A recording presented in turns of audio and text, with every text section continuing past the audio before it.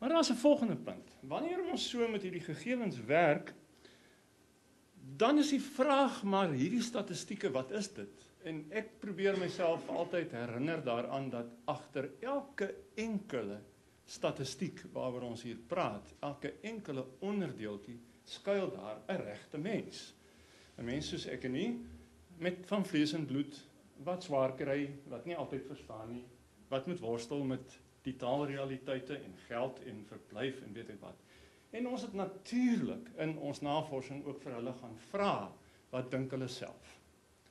Nou kan ek hier verveel met geweldig baie data uit die verskillende verslae, dit gaan ek nie doen nie, maar ek gaan wel een waarskuwing laat opklink, en dit is, dat 'n mens baie versigtig moet wees vanuit 'n wetenskaplike hoek gesien, om net altyd 1 of 2 syfertjies uit te haal, en nie die integriteit van hierdie navorsingsprojekte in hulle geheel te respekteer. En wat sê dit dan vir ons? En natuurlik gaan ek myself nou ook skuldig maak aan seleksie van syfers, want ek het nie die tyd om vir die alles te wys nie, maar kom ons kyk net so klein bietjie. 80% van die studente vir die behoud van Afrikaans, 'n beduidende persentasie, en hier is 'n belangrike syfer, 70% ongeveer, wil ook aan Engels blootgestel wees. Ruim 70%, en afhangend van hoe jy die statistiek interpreteer, kan dit selfs 'n bietjie hoër wees, is tevrede met die gemengde taalmodel aan die universiteit, insluitend die gevraagde T-opsie. Hulle rapporteer dat hulle meer Afrikaans as Engels in die T-opsie kry, né? In hierdie wetenskaplike ondersoek, dat daar voldoende steun is vir bepaalde denkerigtings. Natuurlik is daar negatiewe kante wat uit hierdie ondersoeke voortspruit. Ons swart studente, wat 'n baie klein groepie nog uitmaak, hulle het moeite, natuurlik. En ons weet dit ook baie goed. Die feit egter is, toe ons al hierdie ondersoekswerk by mekaar sit en ons laat 'n onafhanklike konsultant dit vir ons ontleed, 'n persoon wat onderlê is in die metodologie en wat ook goeie begrip ontwikkel het vir wat in die ondersoeke gedoen is, kom daar die verhaal uit wat sê dat daar voldoende empiriese bevestiging bestaan dat die huidige taalbeleid van die US, insluitende die T-opsie, 'n aanvaarbare basis bied vir ons taalbeplanning. So ons probeer, en dit is wat alle universiteite in so 'n komplekse stelsel doen, ons probeer deur deurlopende navorsing, probeer ons hierdie realiteit stelselmatig en progressief verstaan, sodat ons op 'n ingeligte manier daarop kan reageer. En ek dink dit is baie belangrik om hierdie gesigspunt te stel. Sonder goeie navorsing en veral ook voortdurende navorsing, volgehoue navorsing, kan ons dit nie doen. So wat doen die universiteit toe? Die universiteit sê, en ek wil hier tog 'n bietjie van 'n voetnoot ingooi, ek word aangehaal heel dikwels, onder andere deur professor Gilome, en dit is 'n goeie punt hierdie, dat ek in 'n stadium gesê het dat 'n minderheidstaal in so 'n gemengde taalmodel sal seer kry. Ek het dit gesê. En ek plaas myself vandag weer op rekord dat ek dit gesê het. Maar ek het wel 'n kwalifikasie bygevoeg, en die kwalifikasie was, behalwe as dit in 'n behoorlik bestuurde model is. En die vraag is, neem die universiteit dit ernstig op? Natuurlik. In die oorhoofse beplanning van die universiteit wat op die hoogste vlak gedoen word, is dit ingebou nou dat ons die bestuur van ons taalmodel baie skerp wil bestendig. En ek gaan hier nou so 'n bietjie op 'n gelop vat deur die res van die skyfies. Wat doen ons? Ons sê om dit 'n beter bestuurde model te kry, gaan ons verantwoordelikheid desentraliseer.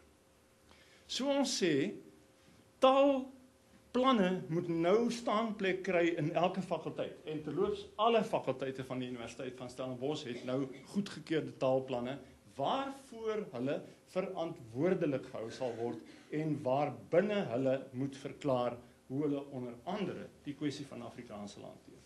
Ons sê dat ons 'n gemengde taalmodel gaan hê, waarbinne ons erkenning gee aan die kwessie van meertaligheid met die gebruikmaking van parallelmedium en dubbelmedium opsies binne hierdie spektrum van gemengdheid. Ons sê dat 'n mens behoorlike ondersteuning dan vir studente moet gee, onder andere deur kursusaanbod en ander forme van ondersteuning. En u kan nou vir my vra, daar in die blokkie heel aan u regterkant, soos wat so dikwels gevra word, maar beteken dit nou dat Stellenbosch kies vir meertaligheid teen Afrikaans? Ek gaan reg aan die einde daai vraag vir die beantwoord. Hierdie taalbeplanning bring mee dat ons stelselmatig, progressief oor 'n periode van tyd meer eienaarskap en meer verantwoordelikheid plaas by die mense wat die taalplanne moet uitrol.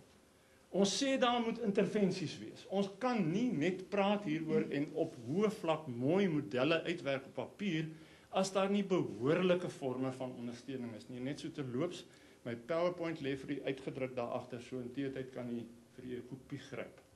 So daar moet verskillende forme van ondersteuning wees. Ons sê, as ons dit ernstig bedoel met Afrikaans, dan moet daar 'n bevorderingsplan vir Afrikaans wees, met al die onderdele wat daarin is, en daar word op Stellenbosch wonderlike werk in die verband reeds gedoen. Ons sê dat ons nie net op ons kampus verantwoordelikheid het nie, maar ook na buite toe.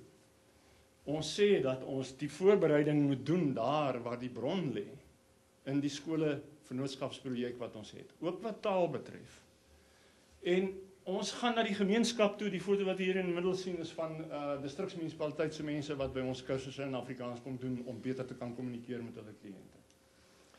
Ons sê ons moet daar buite gaan werk, en hier wil ek 'n verskoning aanteken, meneer de Klerk, ek moet vanmiddag 'n halfuur vroeër loop, want vanaand word die eerste Afrikaanse Britannica Encyclopedia Britannica in Kaapstad bekendgestel, en die Universiteit van Stellenbosch, dit sê ek vir u met onbeskaamde trots, was aandadig in die skryf en die maak van daai Afrikaanse ensiklopedie. So as ek 'n halfuur vroeër loop, moet jy weet, dis omdat hulle dit aan my wil oorhandig. Ons sê ons wil iets bereik.